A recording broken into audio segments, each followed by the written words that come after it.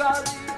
भाई कटवाइया ने मोटा के आवाज राजी भाई कटवाइया ने बीबिया परदे दारा गदर लाइया ने ओ बीबिया परदे दारा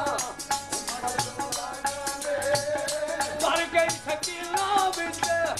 मर गई सकीना बिच वो कह दिया